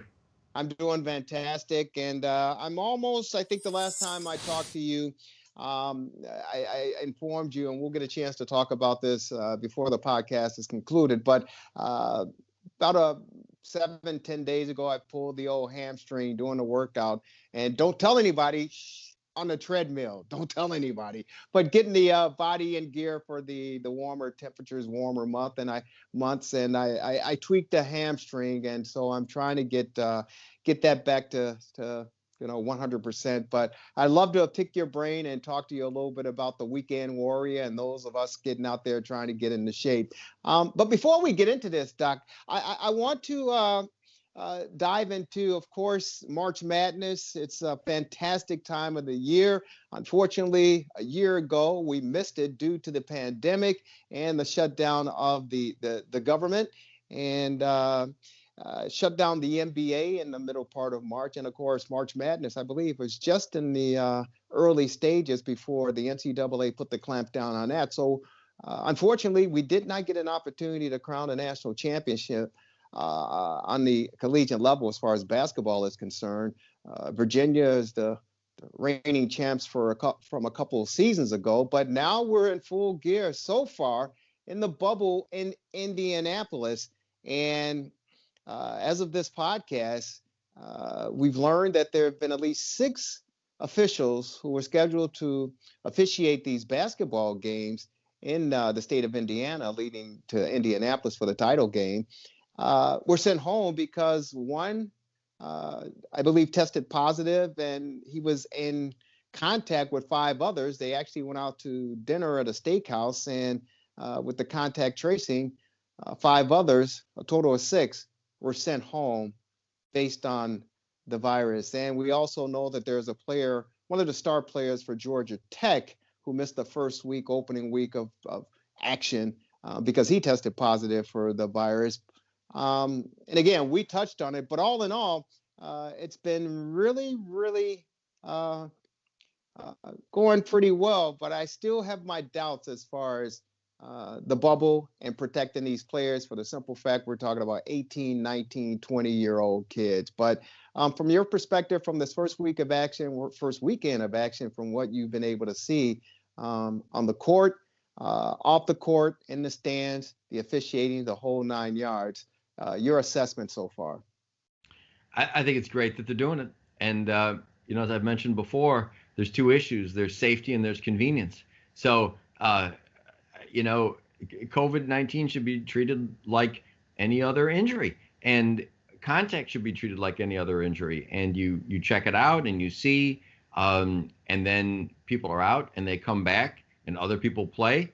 And it's incredibly important, in my opinion, that they keep playing. I think, some people will be missing more players than others, but so what? And you reward people that are more disciplined, coaches, teams, they'll have less people getting infected and good for them. So I think, as I mentioned before, the risk to the players approaches zero. The risk of serious illness in all of the professional athletes, baseball, football, hockey, soccer, basketball, were nobody got seriously ill. Nobody had bad heart disease. A few people had positive enzymes. And those are in people in their 20s. In these college students whose average age is less, maybe it's about 20, I don't know, 19. Anything bad can happen anytime tragically. But the risk from the COVID-19 is less than, certainly no greater than the flu, and we'd never shut things down because of the flu. So these kids they're as safe as they would be any other time. You do have to be careful about high-risk people. If there are coaches or trainers or equipment people or ticket people or whomever that are older or higher risk, who are unvaccinated, then they should probably sit this one out. But it's very possible to protect those people. Let the younger people play, even if they get it. They get over it. The quarantine periods, we now know, can be much shorter. So I think it's good. The psychological problems of withholding sports, both from the athletes and the audiences, is huge. It's well chronicled. Depression, suicide, drug addiction, foregone medical appointments. This is for these young people. So it's incredibly important to keep it going. You absolutely can keep it going. The college football season, a well-known person said before the season when they were playing, somebody's going to die. Well, thankfully nobody did. And so I think they're doing exactly the right thing and handling it very well. Hey, real quick, you mentioned something regarding COVID-19, the virus. Did you hear a study regarding the mask and how it protects people? That the numbers for the flu, which is typically, a flu season, as we know, October, November, winding up around this time. But again, estimated reports over years said that 25,000 to 75,000 people pass per year from the flu, which is surprising to me, learning those numbers when I learned them a few years back. But they're saying studies that have come out that said because people are wearing the mask and protecting themselves, that those numbers regarding the flu has plummeted. Have you heard those reports at all? Yeah, I have. And that may well be true. And there's a lot of controversy over these numbers and what people really are infected with, and as to whether some of these COVID deaths really are flu deaths, and then the issue of how many people are dying with COVID and with the flu as opposed to from it. And so, yeah, no, they're out there. And you see, the thing is, and I'm in favor of masks. I'm in favor of social distancing. I think we ought to do it. Mostly, though, because on a risk-benefit basis, there's really no risk to doing it. And there's potentially significant benefit. But the data is conflicting, and it's controversial. There was a big study out of very good randomized placebo-controlled study out of, I think it was Denmark, that showed that masks didn't help at all. And there have been other studies showing that as well. So, I think they probably do help. But the point is, I don't think the reason to use them is because they're clearly a cure. I think the reason to use them is because in aggregate, the data indicates they probably help, although you can make the reverse case. and the risk is so low. I don't think people are looking at it as the mask being a cure. I think most people are looking at it as being protection, so that you won't get sick. But I do want to talk with you regarding the world of sports and how it's affecting mainstream America, in particular the Black and brown community, regarding the COVID-19 virus. And you know that there's speculation around the country and urban areas in major cities where the Black and brown community are apprehensive to get the vaccine because they don't trust it, based on, as we talked about before and is well documented, the Tuskegee experiment and a number of other things that have been government run that's affected the Black and brown community in the negative sense. Well, the latest is the virus, the vaccine for the virus. And I think 13% of African Americans have gotten the vaccine shot. As far as the Latino Hispanic community, I think the numbers are 17 to 18%. And even in the Asian community, it's even lower than that. But when you hear about iconic figures in the sports world who are recently passed after getting the vaccine, the shot, one being Henry Aaron, the great home run slugger, 71 years of age, I believe, who got the vaccine, and then he ended up passing away. And just more recently in the news, it was Marvelous Hagler, the outstanding boxer, middleweight boxer back in the 70s and 80s, who succumbed to, well, he died, but that was recently after he received the vaccination as well. Then there's dispute surrounding that, if the vaccine caused his death or it was natural causes. But regardless of if it's a myth or reality, in the Black and brown community, it's the truth. And those are red flags sent to those people in the community to say, see, this is why you shouldn't get the vaccine, because you can't trust it. Have you heard that, and your thoughts on it? Yeah, I've definitely heard it. And I applaud the Black and brown community, because the way the narrative is played out now, and I'm pro-vax, by the way. I think we should be vaccinating people. I think there are differences in priorities as to who we should vaccinate. And I think clearly vaccinating high-risk people is something that ought to happen. Why? Because high-risk people are at high risk, and the vaccine is clearly low risk. It's not no risk, but it's low risk. When you start getting down to young people, though, it's hard to know. The risks to these young people are exceedingly low. And the short-term risk of the vaccine is probably low, although none of them were approved yet for people under 16. But the other part of this is, what are the long-term effects of the vaccine? Well, if you're 80 with other diseases, long-term effects aren't really as much a part of the discussion, right? And short-term, the disease can be deadly, so go for it. When you start talking about teenagers, in whom their chances of anything bad happening if they get the disease is less than the flu, or certainly no greater, and then you say that, well, if you get the vaccine, I think short-term would be okay, but what is going to happen in 10, 20, 30, 40 years? No way to know. So I don't know. I subscribe to the Great Barrington Declaration. I discussed that months ago, which says that get the high-risk people and vaccinate them immediately. Prioritize. Ron DeSantis in Florida did that, to his credit. Governor Cuomo in New York and others in New Jersey didn't. I don't think they're bad people. I think they were doing it for the right reasons. They were trying to prevent a spread. So I'm not trashing either of those people. But I'm saying that policy-wise, I think the conclusion tragically turned out to be not right.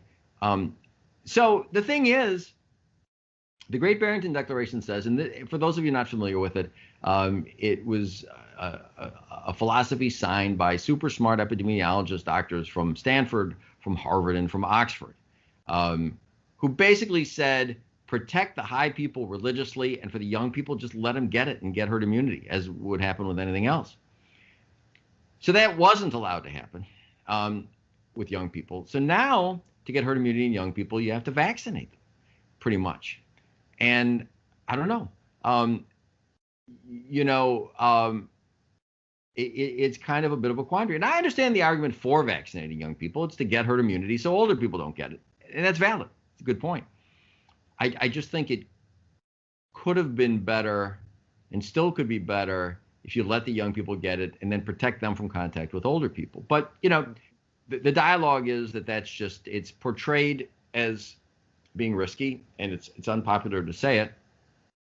As to your point about the Black and brown community, it's so unpopular to say it, to talk about any kind of herd immunity, even amongst, low risk people, that people are afraid to speak out. Honestly, I think the Black and brown community does a great service because of what happened to them in the past. If people in the Black and brown community speak out, their voices are heard. And I think it's an important voice. And, the thing of it is, it should be possible to say what I just said, that about masks, there's pluses and minuses. There's pretty much everything in medicine.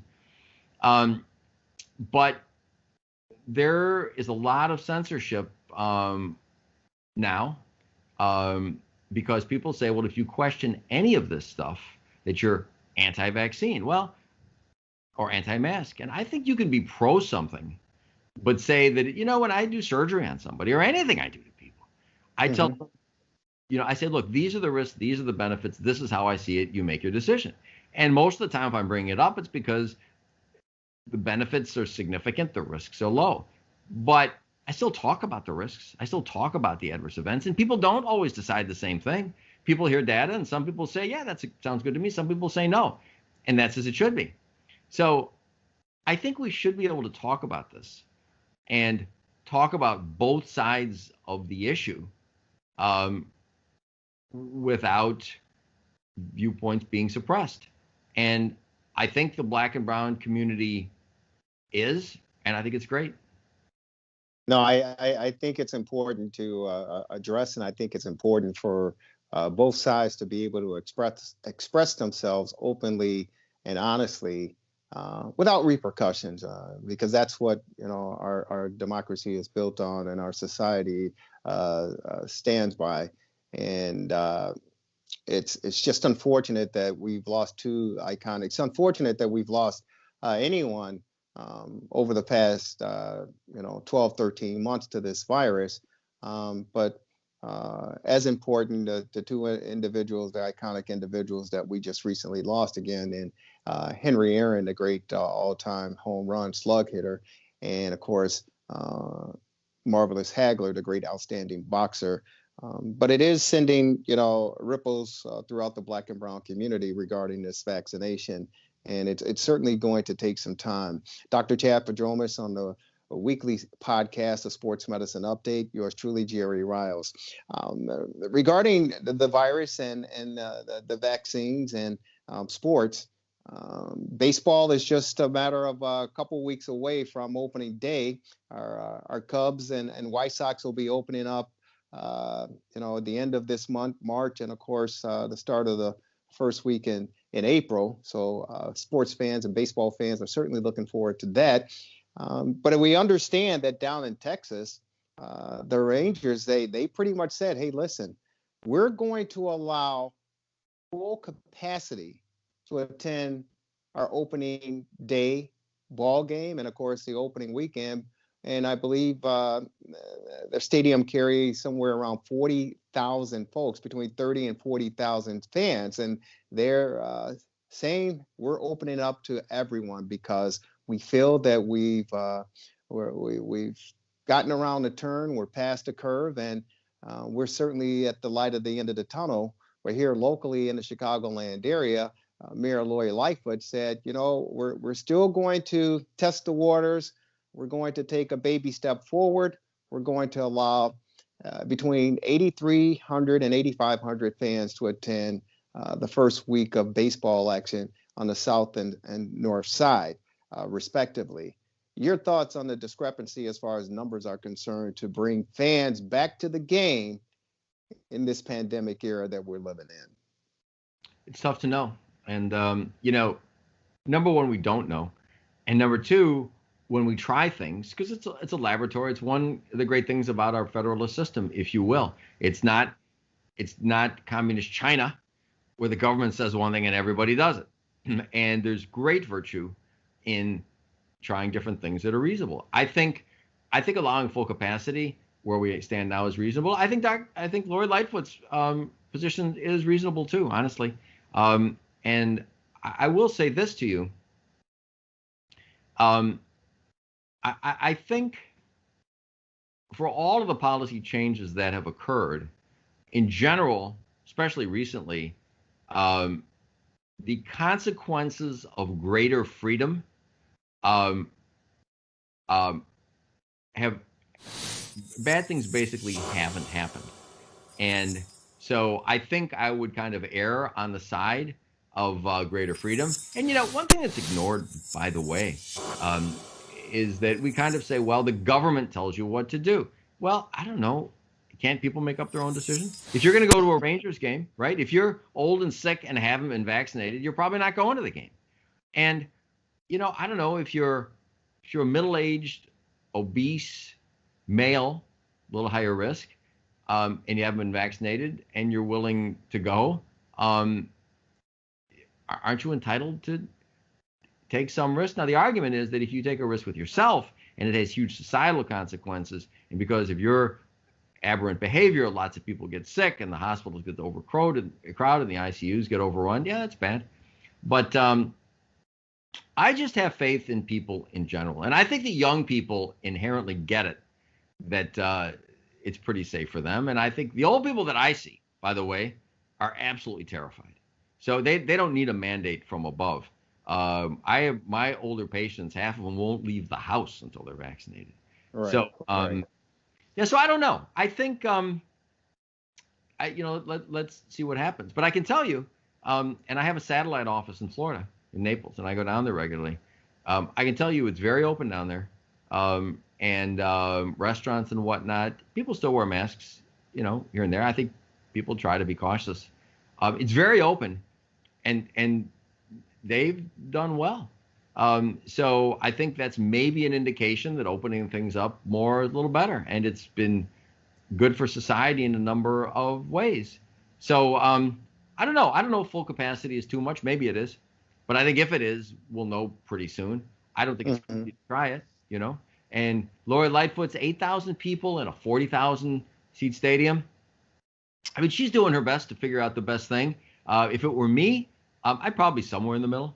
I think you could get a lot more people in there without having everybody breathing down everybody else's neck, literally, literally. I think, though, people have gotten very upset with government, and over and over, that government restricts people, but they don't follow the restrictions. So you make government people follow their own restrictions. Maybe they're a little more empathetic. So I think the civil disobedience, if you will, I went to school in the Vietnam era, right? So, if something was bad, people protested. So I think restrictions are pretty intense. People protested. Gavin Newsom, they're going to have a recall election, whether he loses his office or not. I'm not smart enough to understand. But I think it sends a message that maybe things were a little too harsh. Hey, Doc, before we go, I do want you to clear some things up again. We talked about the word cure regarding COVID-19 and the vaccinations. Can you clearly define what it means when a person gets vaccinated and how that affects their everyday life afterwards? And what does that mean to their family members, their friends, and people that they come in contact with? Because I think that there are some discrepancies out there as far as the vaccination, the virus itself, and what happens once you get it. Yeah, it's a matter of interpretation. Nobody knows for sure. There's different schools of thought on this. So should you wear a mask after you've been vaccinated? Well, Dr. Fauci, I think, and others are saying yes. And why? Well, they're saying the vaccine will prevent you from getting seriously ill if you get ill, probably getting ill at all. But it's argued that, you can get some of the viruses in your nose and spread them to other people, and asymptomatic spread. Nobody knows. The narrative tends to be colored toward the greatest possible caution. And I think that being overly cautious carries a price. So, the whole idea of asymptomatic spread is kind of questioned. I mean, Jerry, there are fundamental. So the answer is nobody knows. It depends what you think. There are people that think, first of all, if you get it at all, should you get vaccinated? I mean, you can make a strong case that you shouldn't, but there are others who can make a case that you should, because, well, you could get a variant or you could still transmit it to people. And if you've been vaccinated, should you wear a mask? It's kind of all over the map. But I will tell you this, and I think people should draw their own conclusions. And by the way, I kind of have more faith, to tell you the truth, in common sense than I do in a lot of the wonky studies. And we analyze wonky studies. I have data analysts, doctors, and we analyze methods of these things and publish papers to see if the results are valid and all that. And I'll tell you, it's very tricky. So, you can come to lots of different conclusions based on data that other people wouldn't come to. So I think, basically, when before have we had people getting vaccinated and then they have to wear masks and they have to do all kinds of precautions afterwards? I mean, not really, So kind of a common sense thing. But I think that, let me just bring up one other thing, something for people to look at if you're reading, and I would encourage people to read. So, there's PCR and these tests for whether you've got viruses, quote unquote. Well, there are viral particles that set off these tests. And these tests can be set at different levels of sensitivity. The tests in the US are very sensitive, much more so than some countries abroad. So what does that mean? That means that these tests are picking up live viruses that are bad, that can cause you to infect other people. They're doing that. That's great. But they're also picking up particles of virus that have no chance of contaminating other people. And so, have you cleared the virus? Is the test negative? Well, there are people with positive tests that aren't symptomatic, aren't contagious. But then the argument goes, how can you tell? So, glass half empty, half full. Are you, what do you think? I only bring this up to tell you that these tests and these arguments are nothing like absolute. And the unfortunate thing that happens a little is that I think sometimes people in positions of power want conclusions to be drawn. They think everybody's got to get vaccinated. And so, if we have to, how shall I say, not tell all sides of the data story, well, that's okay. Because, the thought is, well, if we tell people that maybe masks aren't effective, and probably they are, but maybe they're not, then people will stop wearing them. Or if we tell people other things. So I guess all I'm really saying is the direct answer to your question is nobody knows the answer. The other part of it is that I think people are pretty smart. I think lay people are pretty smart. And I think you should just read and question. Sounds good. I'm glad you mentioned lay people as well. And as a lay person myself, I'd like to address this before we're out of here. As we talked about at the start of this podcast, the warmer temperatures are certainly hitting the Chicagoland and the Midwest area, meaning 50, 60-degree temperatures. That means many of us are, eager to get out and start doing some walking, some running, some exercising, some working out. And that includes yours truly, for sure. And as I talked about, I tweaked my hamstring a few days ago. And right now, walking around, I feel I'm at 97%. But if I put any other stress or pressure on it, meaning try to do a light jog or run, I feel that pull again on my hamstring. For us weekend warriors out there, and those of us trying to get into shape for the summer months to get that beach body on, What are your recommendations on one, preventing injuries, and two, nursing injuries, such as, i.e., the hamstring that I recently pulled? So I tell you, Jerry, I've got a very specific philosophy that I believe very strongly in. That isn't, and it's mainstream stuff. It's just not necessarily what's always offered to people. And if you go to our website, it's ismoc.net, and look at a link that says "No pills, no pain," it elaborates on it. But basically, it goes like this. It says that several parts of your question to answer. Number one, how do you nurse it? Very simple thing. If it hurts at all, don't do it. And number two, don't take anything that mitigates the pain, that decreases the pain. The pain is your friend.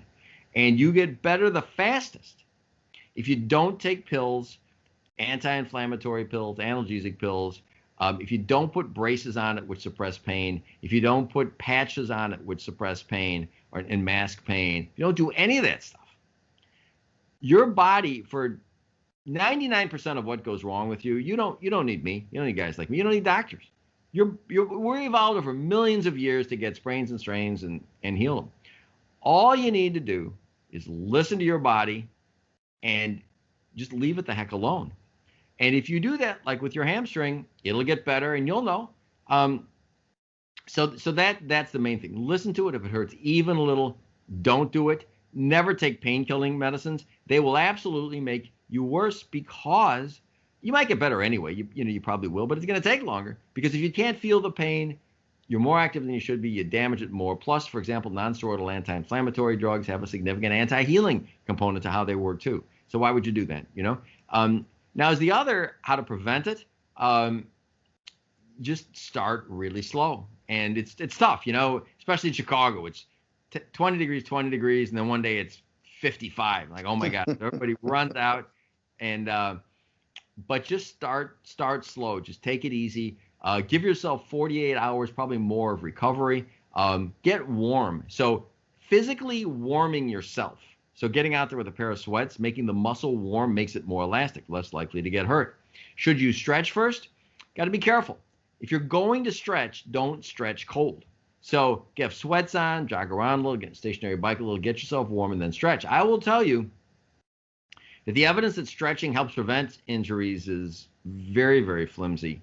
But aggressive stretching can definitely cause them. So honestly, you just get into things slowly, give yourself a few days between doing what you do, ramp up slowly. If it hurts just a little bit, stop, don't take pills. Then then I think you're good. So how do you handle and thank you so much for that. How do you handle your workout? Say you're 5 weeks, 6 weeks, 10 weeks into your workout, and you've developed a good pace, a good routine, and suddenly, you tweak a hamstring, or you happen to twist an ankle, or you have, a little minor ailment or injury, parts of your body. With your directions or your philosophy on how to handle things, how does that affect your workout moving forward while you're trying to nurse this injury that you have? You're trying to meet your goals in other ways. So, if you're a runner and you can't run, maybe getting a stationary bike, low resistance. You can get an Aerodyne bike if you got a sprained ankle and just use one leg on the pedals. And then you've got to bite the bullet. What happens is that once you're into it, you want to keep on doing it, and then you're injured and you can't, and it's just the siren song. It's seductive. All these commercials saying, don't let pain stop you, take these pills. I mean, you couldn't give people worse advice. You just couldn't. And so you just have to bite the bullet, do less. If your legs hurt you, work on your upper body, work on your core. If your shoulder hurts, do other things. Because if you push it through pain, you're going to be out twice as long. Bad things happen. Well, I hate to think about it, but I know my trainer that I work with, occasionally he tells me, Jerry, push yourself. No pain, no gain. No, and I want to say, my doctor, he says, no, that's not the philosophy. That's not the logic. But he goes, come on, Jerry, no pain, no gain. Push, push, push. I got to tell you, how about maybe like no strain, no gain? What do you think about that? Because you do have to push yourself. No question. You got to push yourself. but there's almost never a time. Pain is just bad for you. And maybe if it's the seventh game of the World Series, or it's a championship game and whatever, and you got time to recuperate. But it's just, and we see the difference in professional athletics now. When these guys get hurt, they're making 8 figures a year. They don't get pushed to play through it because they're valuable commodities. So, or get, shot up with cortisone and go back in. So yeah, tell your trainer with all due respect, tell him from me, say, what do you think? I'm sure he's a great trainer. Say, what do you think about no strain, no gain? Yeah. I like it. I don't like strain either, because that's a medical term for injuring a ligament or a muscle, but it's much better than pain, in my opinion. There you go. But I always think about you when he tells me that. And in closing, it's interesting. You talk about the different athletes of today's era, the amount of money that they make. And you're absolutely right. Whether it's LeBron James or, Patrick Mahomes, he fights through the pain. Tom Brady fights through the pain. But you see athletes today, in comparison to, back when we were coming up, they get just a little slight tweak or a little irritation regarding their bodies, and they're sitting down, and at times they're out. And we know about the NBA, how these players, hey, I can't play tonight, I'm tired, I can't go. Whereas back in the day, Michael Jordan, we talk about the great Walter Payton, Gale Sayers. I mean, those guys they play through pain like nobody's business.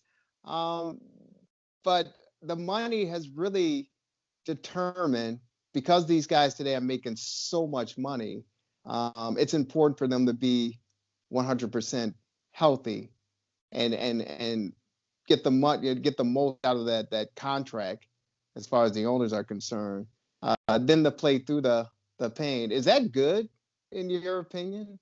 I don't know. I go back and forth on it. I think there's some things you can play through. Contusions, maybe. Walter Payton famously, he missed one game and he didn't want to sit, and he dislocated his toe, I think. And he said he wanted to go, and he probably could have. Walter Payton also was, as everybody knows, was just ridiculously well conditioned. That famous hill, I think it was in Arlington Heights, right? So you see with athletes that are well conditioned, and they stay healthier. So I don't know. I mean, you just gotta you just gotta know what things. I think sometimes the increased injuries are due a little bit with maybe even excessive training. But it's hard. But yeah, I think playing through injuries, being tough is one thing, but you need a smart doctor, smart patient, smart athlete, smart trainer to know the things that, maybe you can play through a little bit. But in general, if you're hurt, just sit. Yeah, I agree with you, Doc. Listen, you talked about your website and how people can get in contact with you if they have any questions or concerns or issues. How do they find you again? So our website is ismoc.net. That's Illinois Sports Medicine and Orthopedic Center.net. And our phone number's on there. It's 847-699-6810. So we're happy to help. We've got all kinds of good information up there. Videos on how to work out, information about nutritional supplements, other things. So feel free to browse. Feel free to call us if we can help. Sounds good, and you certainly can help. There's no question about it. Dr. Chad Prodromos, thank you as always. It's great information. Look forward to reading up and finding out more, and look forward to seeing you next week to talk on the Sports Medicine Update, my good friend. Take care of yourself, enjoy the weekend, and give my best to your beautiful family.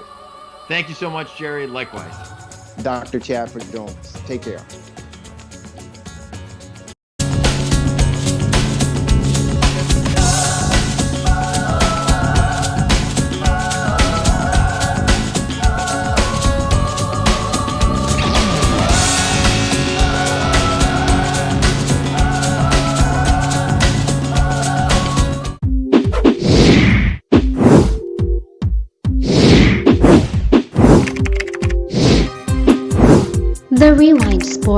TRS60.com.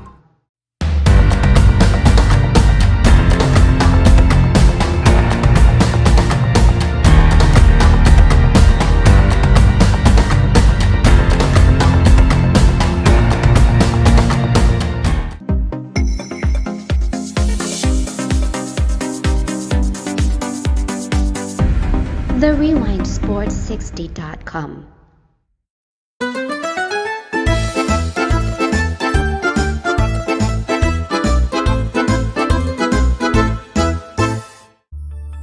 Relax,